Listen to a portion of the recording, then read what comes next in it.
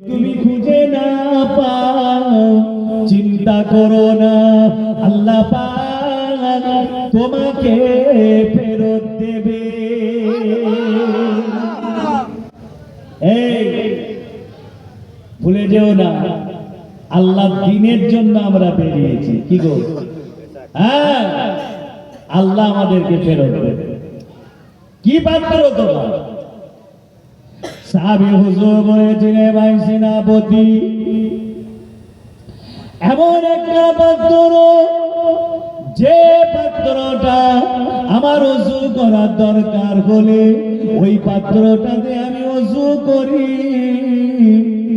এমন একটা প্রয়োজনীয় পাত্র যে পাত্রটা কখনো সময় বিছানায় শুয়ে পড়ে আমি ওটাকে বালিশ হিসাবে ব্যবহার করে বিছানায় আরামে ঘুমাতে থাকি। ও ভাই সেনাপতি, আমার ওই পাত্রটা আমি খুঁজে পাচ্ছি না। আল্লাহর নবী সাহাবী হযরতে সাদ বিন আবি ওয়াক্কাস বলেছিলেন, চিন্তা করো না, আল্লাহ পাক আমাদের সঙ্গে আছে। এই কথা বলার সঙ্গে সঙ্গে আল্লাহ পাক সমুদ্রে একটা ঢেউ তুলে দিলেন। ওই ঢেউয়ের পানিটা সমুদ্র থেকে উঁচু হয়ে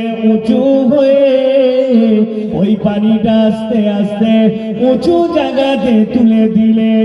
পানিটা ওঠার কিছুক্ষণ পরেতে আস্তে আস্তে পানিটা নেমে গেল। আল্লাহর নবী সাহাবী হযরতে সাদ বলেছিলেন, ও নবী সাহাবী, ভালো করে দেখো, ওই যে দূরে দেখতে পাওয়া যায়, সম্ভবত মনে হয় তোমার পাত্রটা দেখতে পাওয়া যাচ্ছে। আল্লাহ সমুদ্রের পানি তুলে দিয়েছে। ওই পানির ধাক্কাতে আল্লাহ তোমার পাত্রটা ফেরত দিয়েছে। আল্লাহর নবী সাহাবী তাড়াতাড়ি চলে গেলেন। ওই জায়গাতে গিয়ে দেখছেন পাত্রটা সত্যি সত্যি যেটা হারিয়ে গিয়েছিল ওই পাত্রটাকে আল্লাহ সমুদ্রে ঢেউ দিয়ে পাড়ে তুলে দিয়েছে। যাও কুড়িয়ে তোমার পাত্র তাড়াতাড়ি কুড়িয়ে। সাহাবী হুজুর পাত্রটা কুড়িয়ে নিলেন। এবারে রাসূলের সাহাবীরা শহরের দিকে ঢুকছে। আফ্রিকার যে বাদশা ছিল মুসলমান বিদ্বেষী, আর তারা কিন্তু জানতো মুসলমানদেরকে কথা বলতে সুযোগ দিলে হবে না, তার আগেই ওদেরকে মেরে দিতে হবে। কেন? মুসলমানদের এমন যুক্তিপূর্ণ কথা,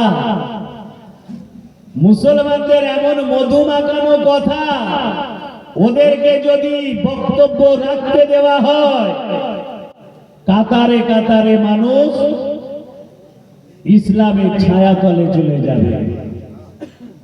কেন? আমার রাসূলুল্লাহ দেখানো আদর্শ, দেখানো নিয়ম নীতি তারা ওই ফলো করে বক্তব্য রাখে। দেখেননি, যত ঢেউ আসে সব আমার নবীকে নিয়ে। কাকে নিয়ে?